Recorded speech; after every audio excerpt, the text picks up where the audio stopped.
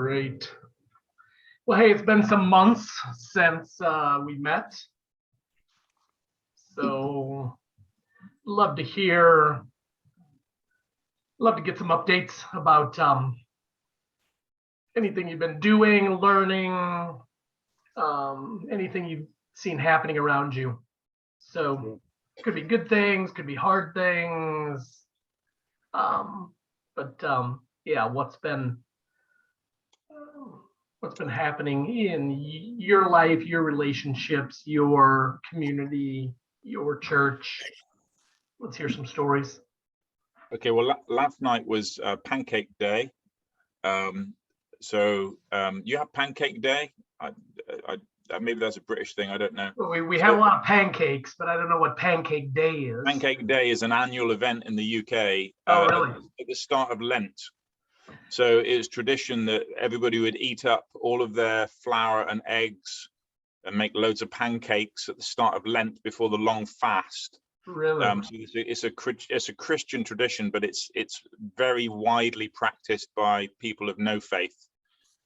So we had a load of people around yesterday, made dozens and dozens and dozens of pancakes. Cool. And ate too much, and we had a good time actually. So yeah, that was us yesterday. So IMC is doing well, and we're starting to meet together in more creative ways perhaps than just regular meals. We're starting to play with it a little bit, which is great. Awesome. Love it. Pancake Day. So it's connected with Lent. Do non-Christians, they don't care about that part. They don't care about that part of it. They just care about the yummy part. Yeah. Everyone practices Pancake Day. Okay. Although a funny one, in my office today or yesterday, everyone was asking what you're giving up for Lent, and I was the only person in the office that hadn't declared or decided, I'm giving this up for Lent. So I was like, what? They're like, you're the Christian, you should know that. And I'm like, I didn't even realize it was Lent. So the others were thinking about it. Yeah, I mean, I clearly there. Obviously, I knew it was the time of Lent and coming up, but I hadn't. Right, but I mean, the others in your office. Yeah, but they seem to be giving up chocolate. That kind of same. There's like an echo of a Christian heritage. Yeah, it must be. What do you think? Yeah, what do you think's behind that? Well, so I've had loads of really cool chats with all of them personally, individually, about their kind of either friends or family who are Christian or they grew up going to church, that sort of thing. So there's a lot of Christianness or religious side of things that they see. So always really cool conversations. They're not necessarily coming from a completely lack of knowledge, I guess. But yeah. Very interesting, though, that they, with something like Lent, that they would actually practically get involved or think about it that deeply to well, man, if that's the case, if there's that kind of interest in Pancake Day and Lent, man, what an opportunity to ask questions and say, man, what, even talking about the history of it, it'd be an easy question.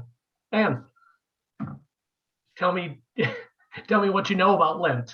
What that could lead into some amazing conversations. I bet a lot of people wouldn't even realize it was anything to do with Easter. Yeah. Yeah. Well, what I mean? What a great question to pose.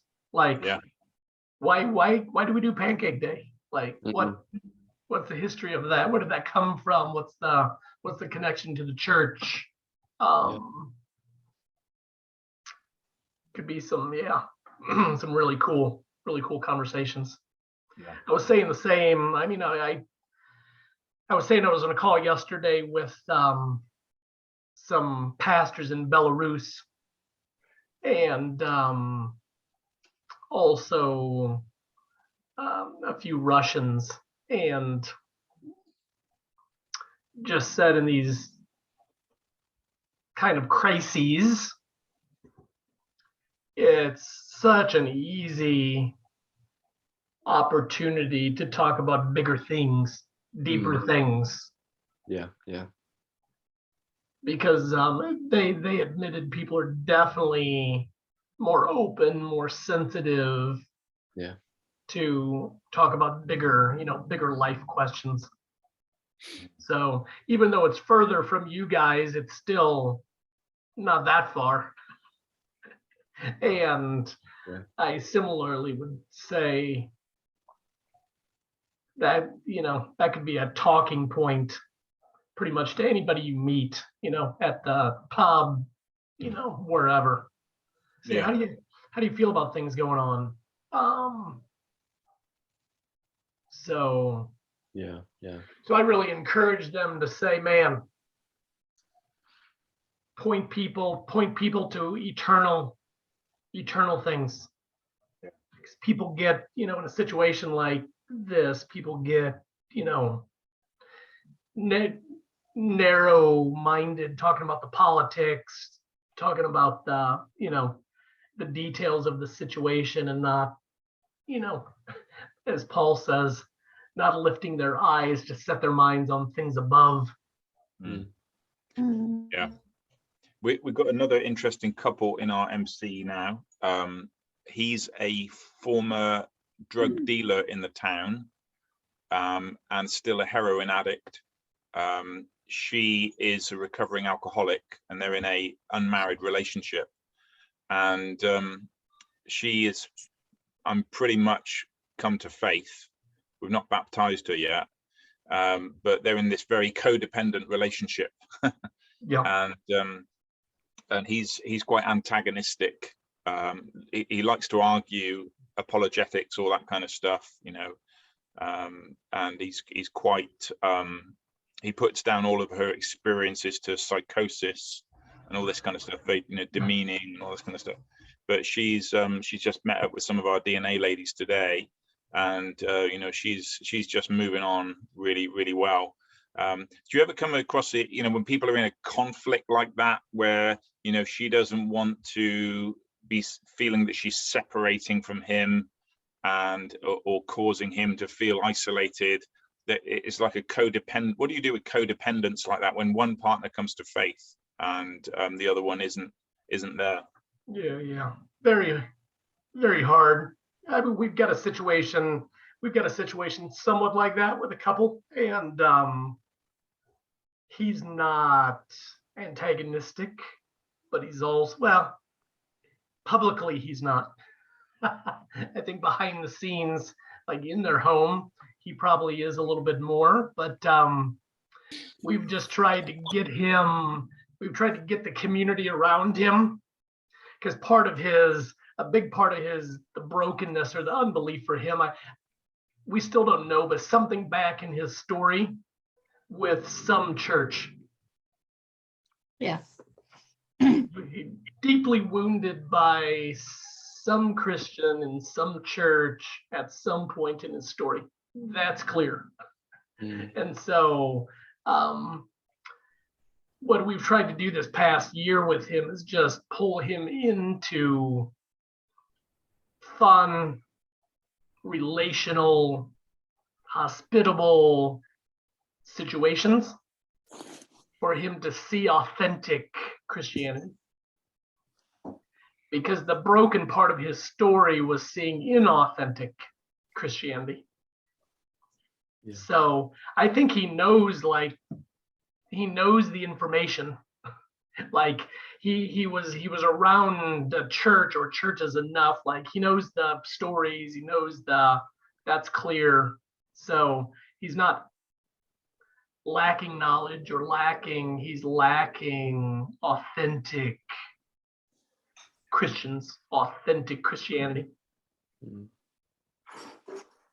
So, whereas his wife, on the other hand, again, the open one, she's nominally Catholic, she's Peruvian.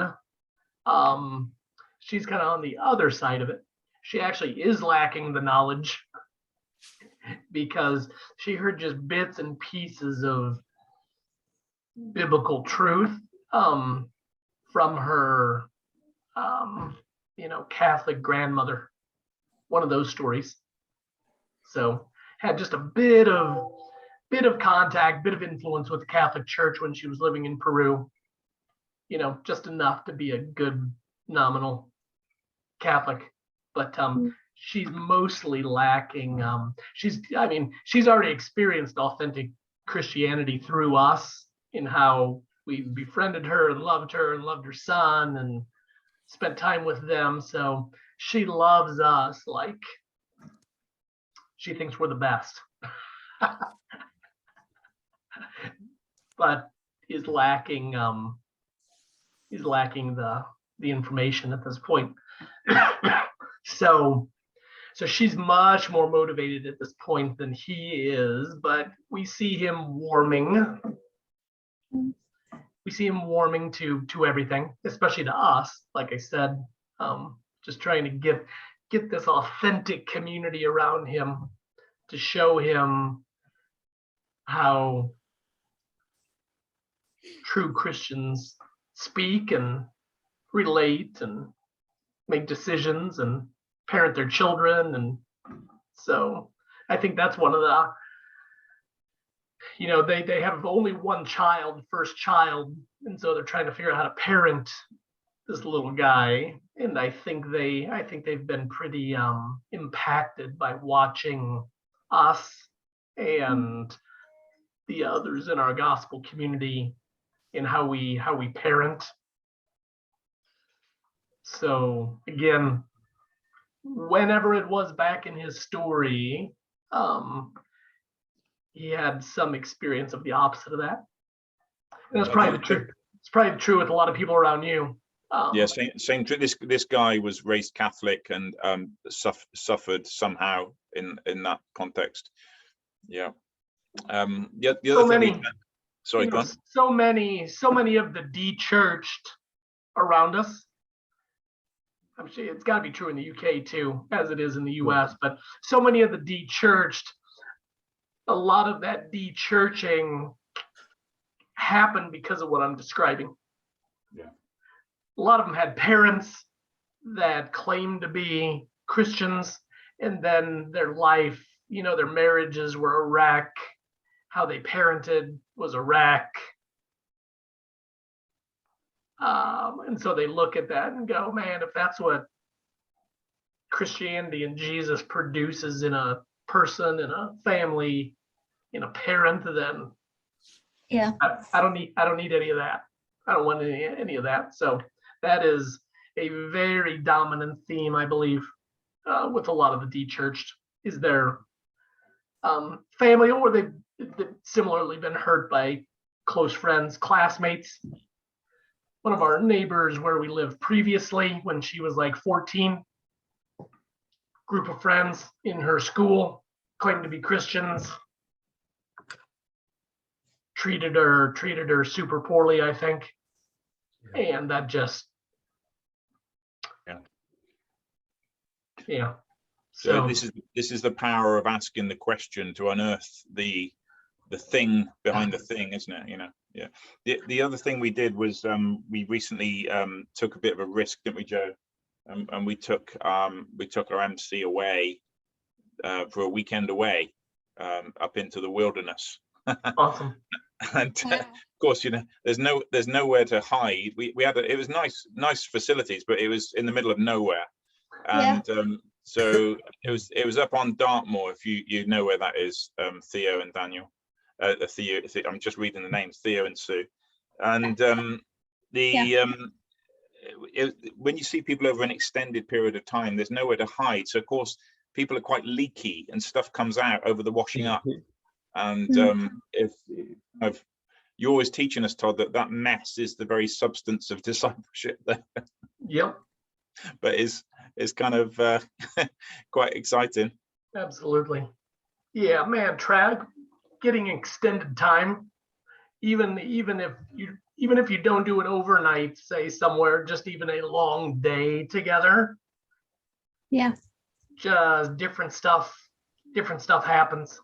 You see stuff, you hear stuff, you feel stuff that you wouldn't in our norm, because you think about how a lot of churches function and how a lot of small groups have functioned historically, like you're never, ever, ever together more than like 2 hours, ever.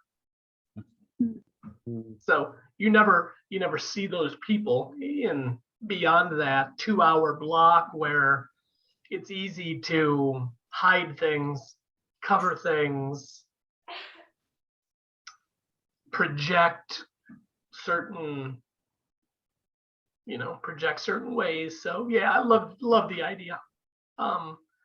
Even doing like a day hike, where you're gonna be, or a day trip where you're gonna be together most of the day. You're gonna eat a few meals together during that day. By the end of the day, you're gonna get tired, and you're gonna see how people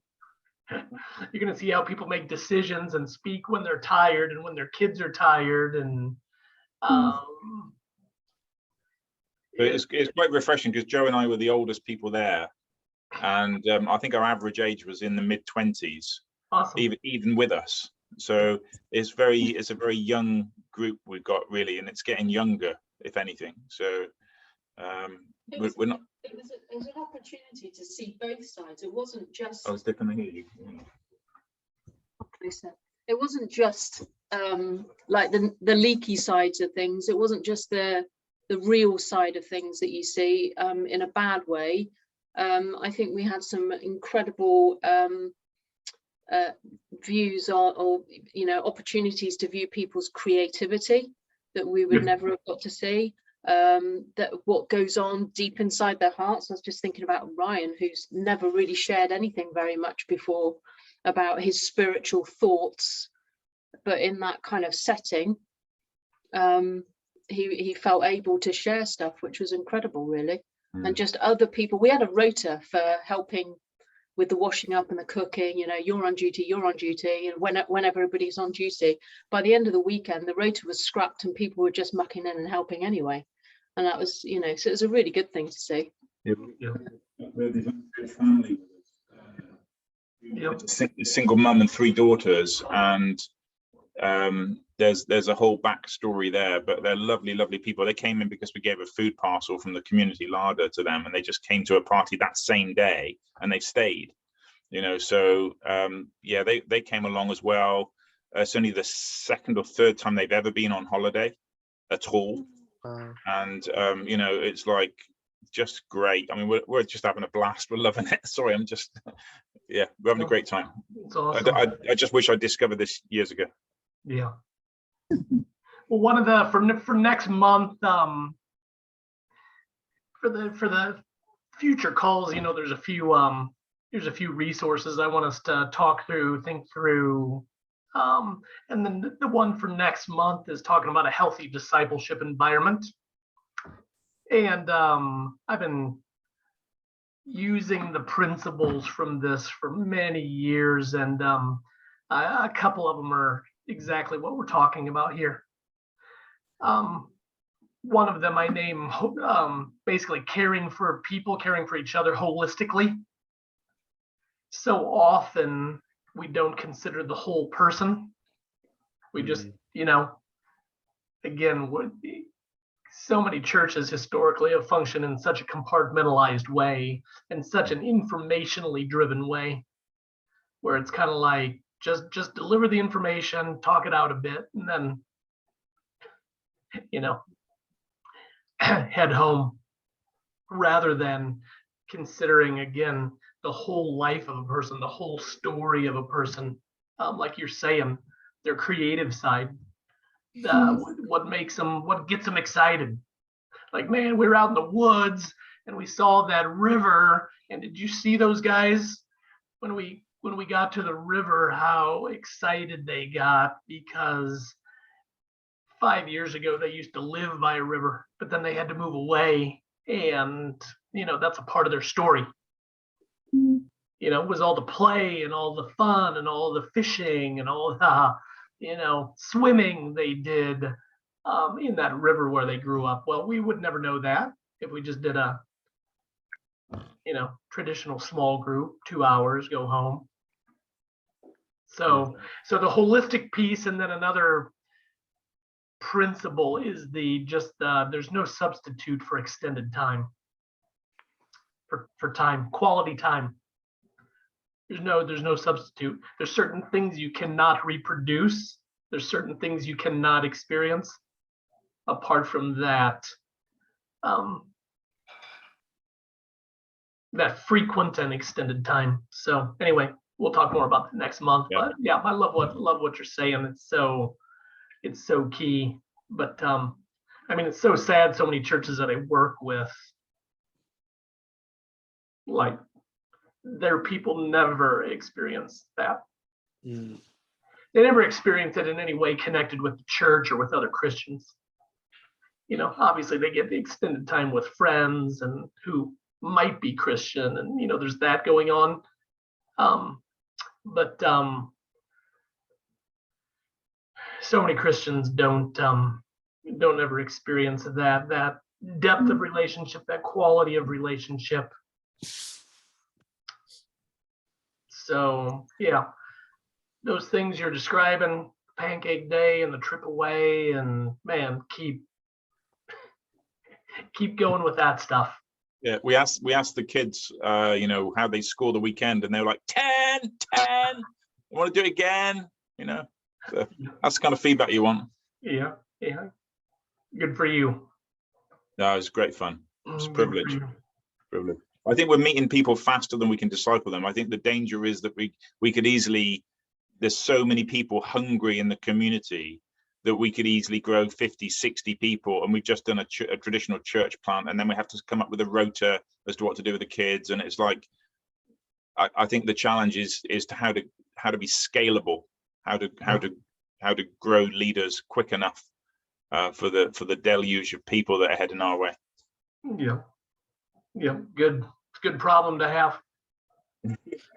Well, part of it, you know, we've talked about it before, is I believe if we take a shared leadership approach, that's part of the answer, because then you don't need superstar leaders to lead a community in a fruitful way, because it's shared, because there's 4, 5, 6 people doing it together.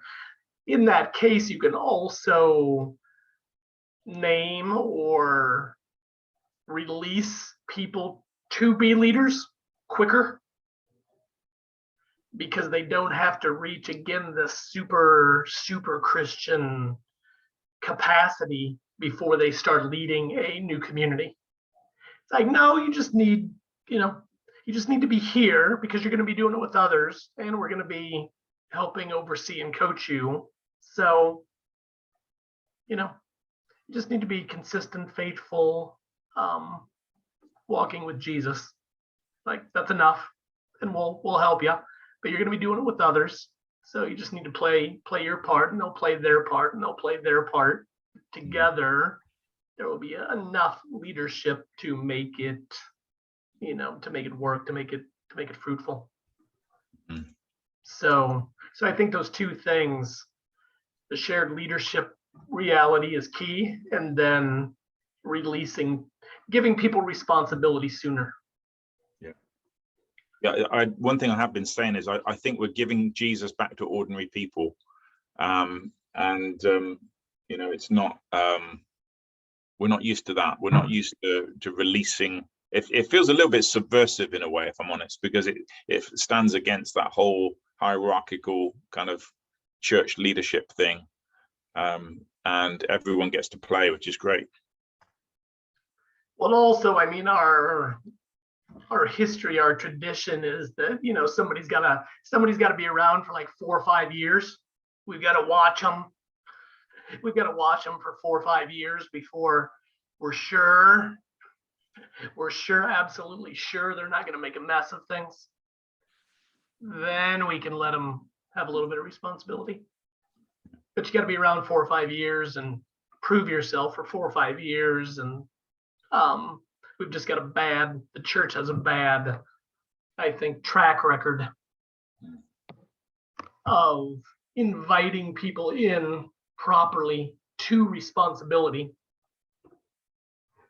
again, appropriately. But I think people can lead something people can lead in some way early in their Christian faith. Yeah, very good. Theo, have you got anything to say into this, fella? As in my own stories, or Yeah, what's been happening in your MC? Yeah. It's been cool. It's like I'm just thinking like this is a really cool challenge and like excitement, because for us we've had it's really felt like we've just become genuine family, such tightly knit groups. There's about 12 to 15 of us, and it has just been like I almost feel like I do nothing now. It's like I'm literally just like I'm there just making sure someone's volunteered to cook and have a host, and like for our regular Thursdays, and then we've got people messaging being like, hey, Sunday morning breakfast at mine. It's just like I'm just being pulled along now, and we're kind of multiplying off as well. So we're sending one guy off to kind of start off his own, particularly with a lot of younger students at uni. So he started on Saturday night. There were 3 of them, but he just said it was such a cool time, and like they just shared vision of kind of rethinking church. I think Francis Chan did a video of rethinking church, and that was basically it. And they were like, wow, yeah, we got it, we want it. So that's kind of been in the work line, really been sewing into him so that he feels like what we were talking about, having group leadership. I expected our groups kind of split in half almost and multiply out, but we spent an evening praying and just said for everyone just be listening to see whether they felt God nudging them to go, and no one had it, and we were like, wait, what? Have we got this completely wrong? But the ladies in our group, so about half of it, it's phenomenal what God's doing in the way that they're discipling one another. Like their DNA groups are just amazing. And then we've got a couple of new Christians or quite new to faith, 2 girls. And already like the ladies are just, the way that they're discipling them as a group, they're all just around these 2. So seeing them just being transformed so quickly and discipled in like all of life, because they're always with someone, or it's just really exciting. But I'm like, just hearing what you're saying is like, there are many more people. There's and thinking about how do we get to a point of expanding out, becoming like I'm thinking, how do we make it that these people who have got it, that they know how to lead, like the whole group's leading effectively. How do we get to a point where at what point does it feel natural for us to be like, okay, actually let's go again? Because we've just been like, go, and then no one really was like, oh, that's not, everyone's a bit like, not me. So I guess it shows, so it's really exciting stuff. Part of what I would say to that is, and again, this is back to your point too, Mark, but redefining, I think part of what we need to do is redefining leadership, redefining what it means to lead. Again, historically, that has meant if you weren't highly organizational or administrative or a teacher that could teach a big group, like you couldn't lead. There was no place for you. And it's like, no, some people have the capacity to do that, but leadership can look a lot of different ways. So redefining it to say, and really casting the vision. So Theo, for your group of people around you to say, we see this calling to leadership is basically discipleship, I believe. So it's like, that's some of that redefining. So if that's the case, then any Christ follower should be called into leadership. Okay, because every Christ follower is invited into discipleship. Obviously, it's an expectation of Jesus. So if that's true, we got to think that way, talk that way, pray that way. say, hey, everybody, you're all leaders. You may not feel like it, you may not think that way, but you're all leaders because you're all disciplers. So let's just figure out what role you're going to play as a leader. The issue isn't, are you one? The issue isn't, are you going to become one? Like you already are, because you're called to be a discipler. You're a follower of Christ and you have the Holy Spirit in you.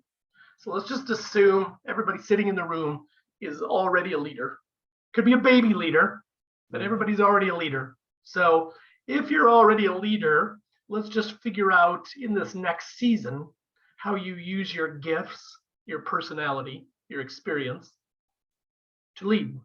Again, leadership equals discipleship. So it doesn't matter if you're 14, 15, 16, you're ready to have some responsibility of leading, of discipling. So let's figure that out. But this idea that 75% of the group can kind of hold back or sit back and be more like an attender, more like a consumer, like I don't think you can support that biblically. I don't think there's any biblical precedent for that. It's like, no, 100% of the people called to make disciples. So let's mobilize literally every single person to play some part in the shared leadership of multiplying communities to make more disciples. So I love what you said, Todd, about that's an expectation of Jesus. You know, we don't say that. I mean, you've been adopted by the creator of the universe. I mean, that's a pretty high calling. Again, I don't think there's any biblical support or precedent for saying there's some that are called to make disciples and some that are just called to attend. Like, where's that? I don't see that in the story anywhere. It's like, nope, everybody's going to fish for men. Everybody's going to make disciples. Everybody's going to go and be my witnesses in Jerusalem, Judea, Samaria, to the ends of the earth. Everybody, every one of you. Again, you're different. You got different gifts, personalities, experience. So it's going to look different, but the expectation is the same. So again, let's talk that way all the time. Think that way as we plan all the time. Pray that way. Like, what's Joe? What's next for Joe? Leader Joe. Okay. What's next for Leader Joe? What's next for Leader Sue? Sue's a leader. Theo's a leader. Mark's a leader. Everybody's. So let's pray and just discuss and discern what's the next leadership responsibility for each person. That's why I think also, like, at a practical level, the DNA structure is so right and good, because in terms of being able to manage, facilitate, help lead 2 to 3 other people, that is not a daunting like request. Like, hey, Joe, you think you could help facilitate, deepening discipleship with 2 other people? Oh, that's not big. It's just 2 or 3 other people. So I think the DNA piece is such a great entry point for early calling again into leadership. Because it's very tangible to say, we want to see everybody in the next 12 months helping facilitate their own DNA.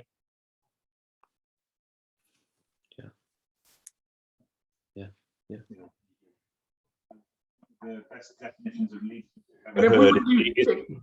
Sorry, go on, Todd. Go ahead.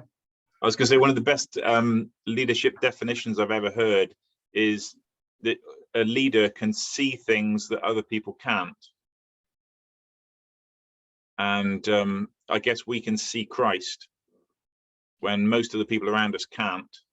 Then by definition, we're a leader. It's just a comment. Good. Well, again, if we take seriously the supernatural reality that we have the Holy Spirit who led Jesus in all the ways he led Jesus in his earthly ministry, his earthly living. Like, we've got that same leader helper. Remember, he was named, one of his names was the helper. So it's like help us with what? Leading people in spiritual ways to spiritual truths. That spirit, that same spirit that did it for Jesus will do it with us. So, but again, those are things we've got to talk about, pray about, expect with our people, because it's unfortunately it's not I wouldn't say it's a common perspective or a common, probably don't hear that in a lot of churches, again, that are still very top down, a few leaders at the top and almost no expectation for everybody else in the church except to show up and listen to them. That's got to change. It's killing, it's killing the church. It's killing the fruitfulness of the church. It's killing the influence of the church. Having just a few people leading when... So you had a big smile then. Were you going to say something?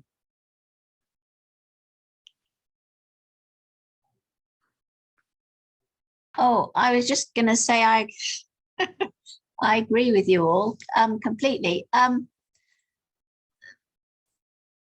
Todd, we were missionaries in Xinjiang and Kazakhstan about 20 years, and yeah, church, it's terrible, but and especially with we came back and we tried to do everything that was expected of us and function in the established church. And in lockdown, I had a big re-examine and realized, no, I can't do that anymore. But and we live in a little small villagey town, and what's happened now is that we still go to the Baptist church, and I also go to the Church of England church, and there's two gay guys who've been in a long-term relationship who actually have started up a year ago. They started up a Lent group through the Church of England, which I joined, and this group is now about 20 people, and they're all old, my age, but we've all it's called an ecumenical group, really, but we've all like last week we spent the whole time talking about dying, because we've got Dan's mum just moved in with us 3 weeks ago. She's 97, and one of the other ladies works in the funeral parlor, and blah blah, everyone's got a story, and it's all stories, and we're all Christians on different levels, but this group's growing, and God's in it, but how, I guess, and we meet during the week, socially, and it's just, I'm learning the principles of all that you've said, which I've done in 30 years ago. We did, and we saw, like you when you were abroad, but how to translate it in England, it's very interesting. But it has to be outside of the church, but we're still in the church. We still go on Sundays, and yeah, that's where I'm at really. But our pastor, in no ways he letting go of leadership, you know, and he knows I go to this group and doesn't think much of it, but you know, I don't know. You know, how to work both sides. Yeah. Yeah. So I mean, I know I don't say much on the group here, but I'm taking it all in. It's encouraging. The other thing I do is I started a group with asylum seekers in the nearby town, and we were about 20 ladies. They come, you know, come and go. Yep. But all the people we do it with, I do spinning and weaving. One of them's a Christian and the other 8 aren't, but that is my discipleship group. Yep. So Awesome. we're sewing squares for Ukraine, you know, things like that. Yeah. Love it. Love it. Well, that's one of the things I was Outside gonna. of the church.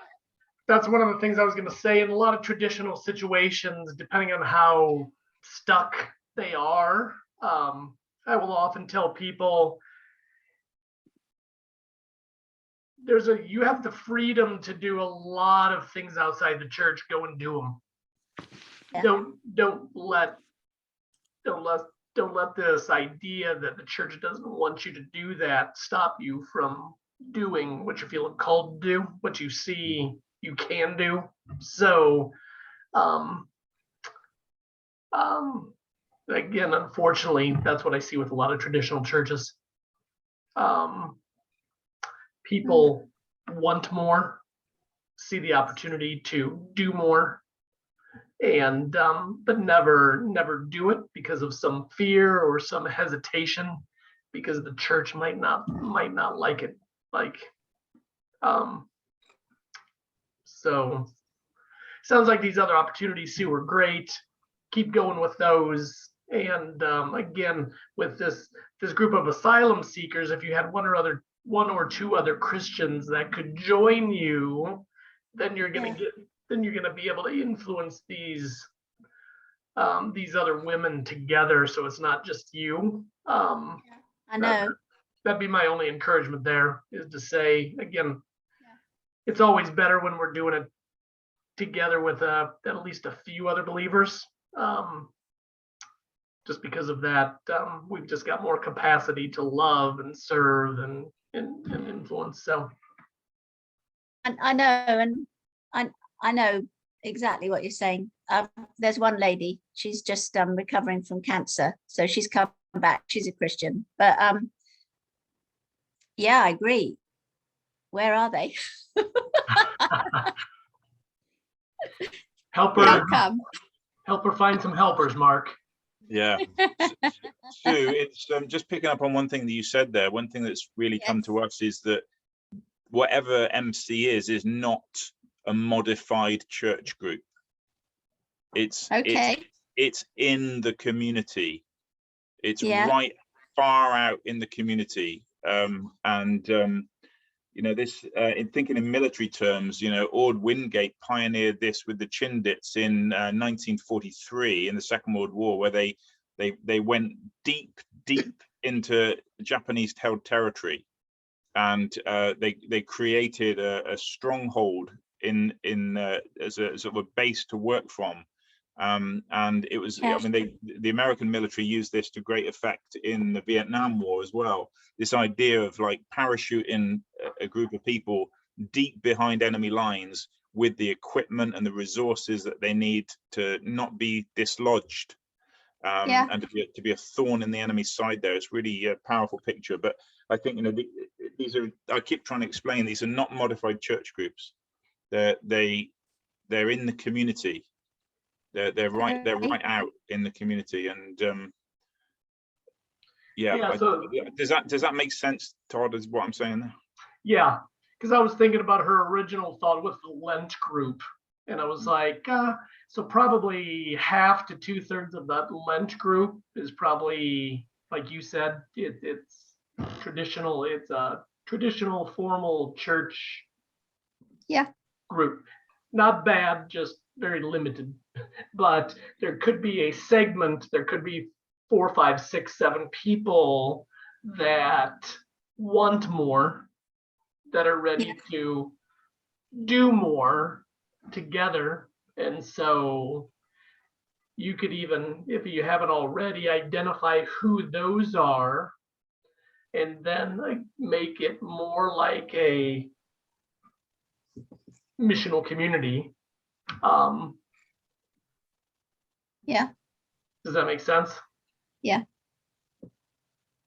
So that's how I would approach that Lent group, at least, is to say there are 4 or 5 people here that seem to be ready for more than just this very limited experience. Okay. So, hey, I want to hear what Joe's been too quiet over there on the couch. Yeah. Yeah, unfortunately, I've got to go very soon, but I will tell you. So I have had my stab at DNA, and I've had a little group that we've tried to. Unfortunately, we did have a few complications, I suppose, with just kind of trying to make it, I suppose, single gender. That was quite a difficult step for us, and so in the end it did become a bit disorganized. And I was just talking with Mark and Joe, and that it kind of stopped happening. But I think what we've got to realize is that we can't let that discourage us, and we can't take these things too personally. We just got to go with it, and just know that God calls us to lead, like you said, calls us all to lead, and that's the kind of identity that we can't shake. Yep. So yeah, I suppose just trying to think of the next kind of thing from there, really. But yeah, although the last kind of thing can be discouraging, we just got to think of where can we go from here, kind of thing. Just, I mean, you're young, and from what I know, a lot of the things we've been talking about this past year together are new, or fairly new. And so just to encourage you, you tried something, didn't go as well as you expected, and you learn from it. We won't do that again. We won't try that again. So I always tell churches I work with, in the trying, it's impossible to fail. There's no failure in God's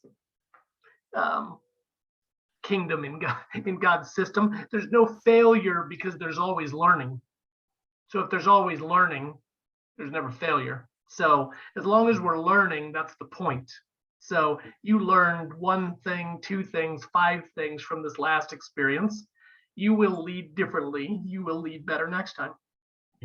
And then you'll do the next thing, and there'll be some challenges and things that don't go as well as you think, and you'll learn from those. And guess what? You'll do it better the next time. That's discipleship. That's leadership. That's relationship. That's the reality. So we try to the best of our understanding and discernment, and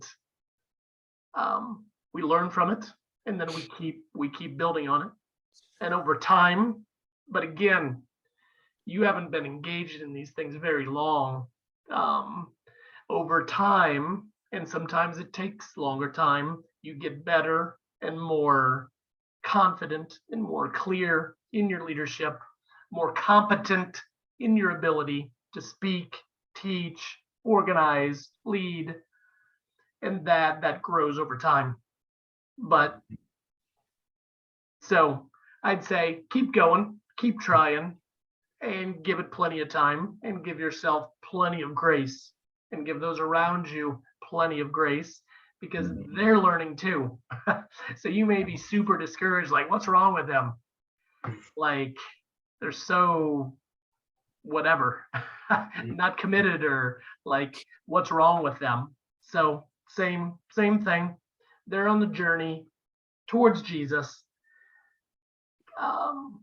And it's a long, needs to be a long, consistent, patient, grace-filled journey.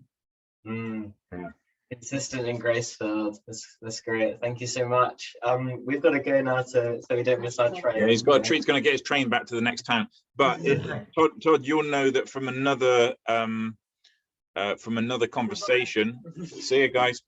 So from another conversation that we've had, that Joe's church is looking at MC. So he's kind of waiting there as a young pioneer to be at the vanguard of that. Yeah.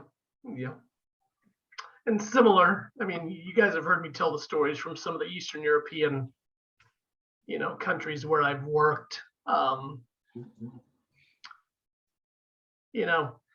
Feels like we'd make some progress for a year or two, and then it would slow down and almost stall. And then another lurch forward, some progress, and then something would come up. A leader would move away, a key leader would move away,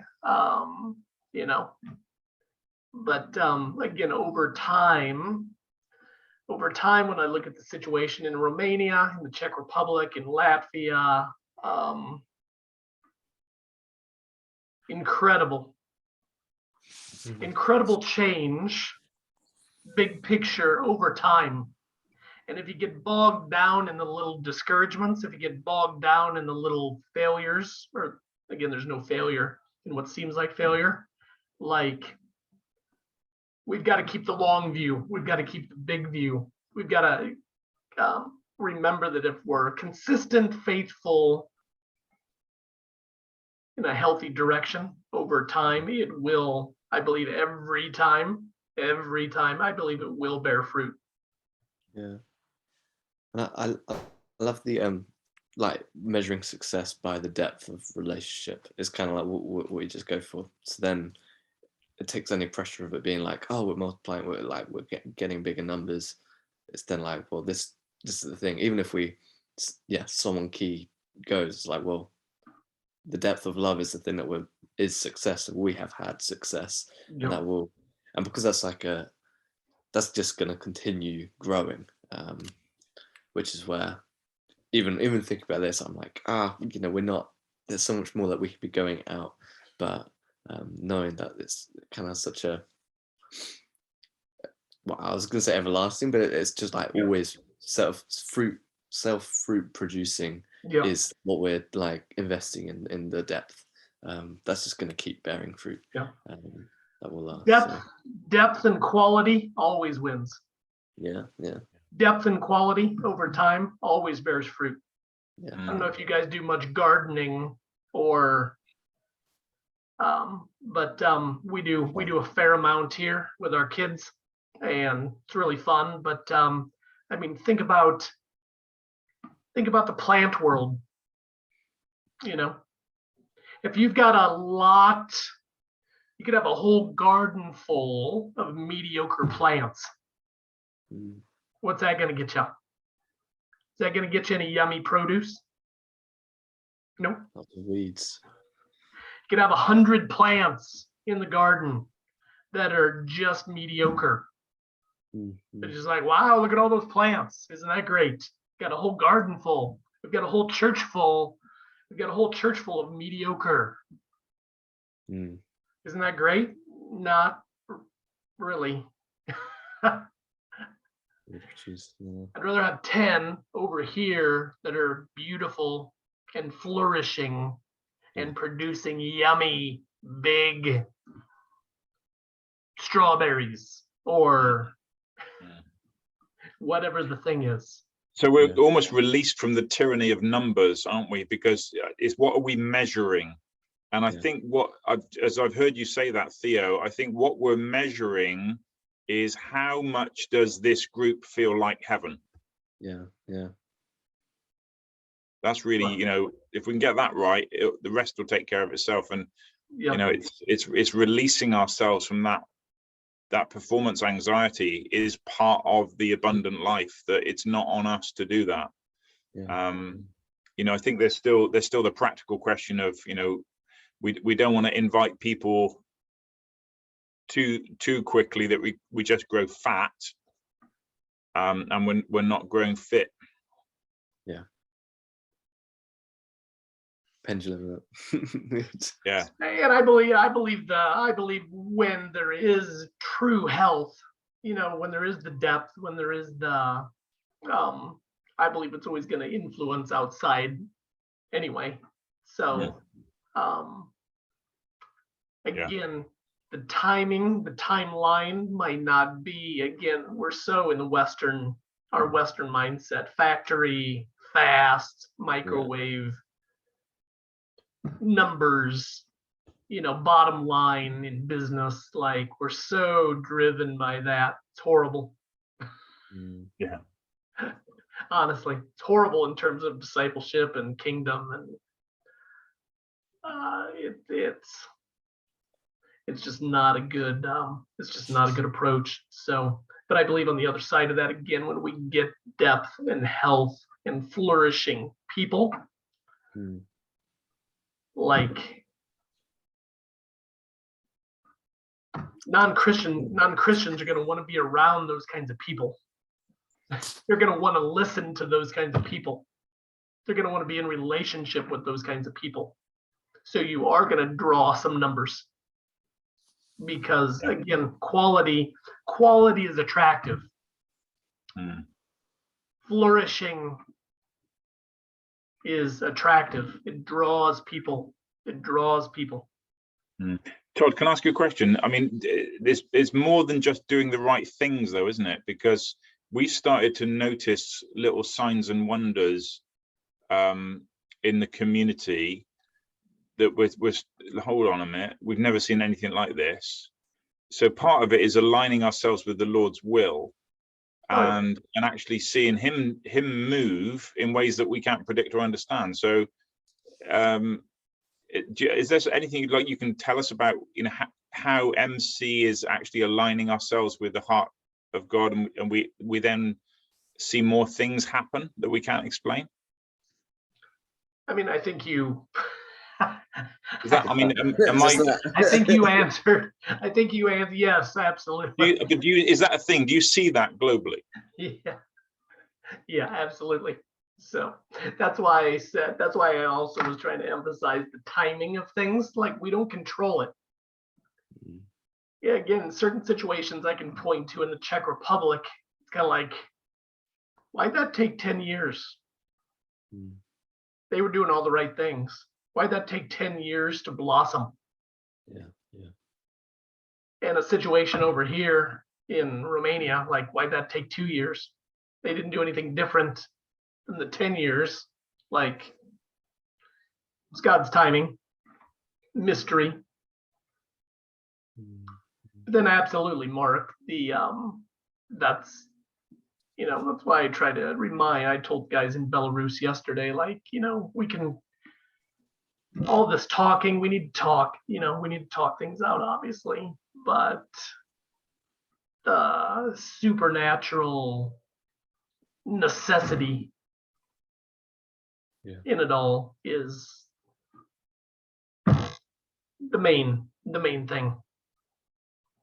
You can do all the wrong things and God sparks it and something amazing happens. It's like, how'd that happen? We did everything wrong.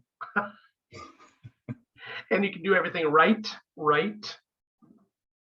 and it's slow and painful, and that's you know, that's the mystery. But again, I believe part of it is, again, we approach things, I think, just wrongly so often. One of them, back to what I was saying to Joe, in all of it, fast, slow, fruit, little fruit, win, fail, there's learning. And that's part of God's goal. That's a big part of, I believe, God's goal, is the learning. And lots of different types of learning to be patient, learning to persevere, learning to be content. Like, are you going to be content if your church only grows by 5 people for the next 5 years? You going to be content with that? Mm.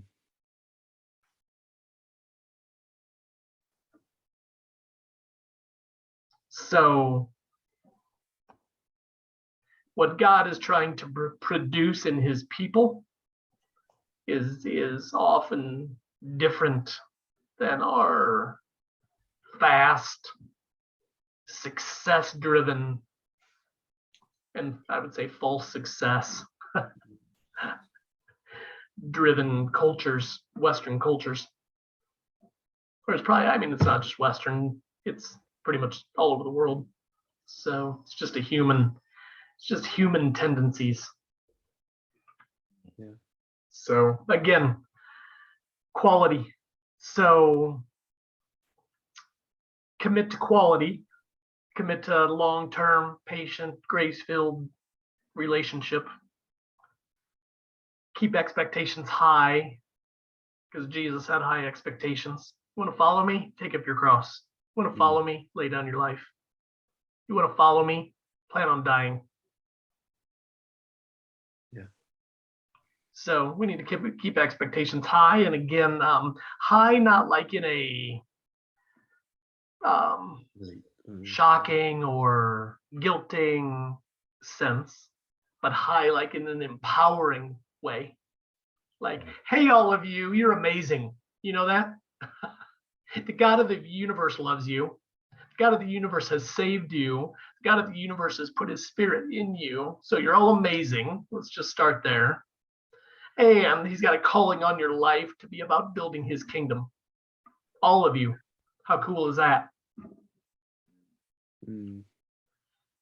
So Mark, I'm just thinking about this single mom and her 3 daughters. I don't know their story and some of the brokenness there, but just imagine those 3 young girls being empowered in that way. Yeah, I don't know if they're following Jesus yet, but when they will, to name that and say, you're amazing. Doesn't matter how broken your backstory is, you're a child of God, the creator of the universe. And he's got this amazing plan, whether you end up being a teacher or a nurse or a stay-at-home mom, doesn't matter. He's got amazing plans for you to help build his kingdom. Just one story about that. When we were on our weekend away, there's three girls. The middle one who says she doesn't believe, and you know, I'd sent you a picture of a stone that she painted, and she painted on the stone family, missionary, servants, and she'd just done that herself, you know, because that's what that was the one little bit of teaching we did a word every day through the weekend. Cool. And she picked up on that, and actually she painted 2 other stones which were love and believe, and I'd not even spoken about those words. And I when it came to the Sunday, we did like a little church thing, and I said, well, you know, I don't have a message. I just felt the Lord say, don't prepare anything, but these 3 stones tell the story that, you know, we were loved first. We need to believe that, and that makes us a family of missionary servants. And I pointed out, I said, you've done that message. So, you know, she kind of came alive at that point, that, you know, she's 12 years old. Yeah. But imagine if everybody who's in our churches, showing up to our churches, showing up to our groups, were that kind of vision was cast for them, for who they are, for this grand purpose they've been invited into. Amazing. We did more of that instead of just expecting people to show up and attend, be good churchgoers. Such a different thing. So sad. Yeah. So sad that so many Christians think that that's like the goal. Faithful church attendance. for faithful, even faithful small group attendance. So, hey, great discussion. Really good, really good. So thanks for sharing, engaging, asking. It's good stuff. I'm going to pause the recording now.